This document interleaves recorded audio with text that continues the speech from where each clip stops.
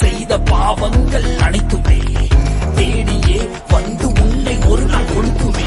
எளிய எளிய உயிரை ஒரு வழிய ஒருவன் எடுத்தான், நினைக்காத ஒரு நாள் உன்னை எவனோ ஒருவன் முடிப்பான். நேற்று செய்த தவறை நீ மேலும் மேலும் செய்தால் மேலே உள்ள அவனோ உன்னை கீழே மிதித்து மிதித்துக் கொள்வான். வரவா வரவா உன்னை துரத்தி வரவா, நீ விதைச்ச வழிய உனக்கு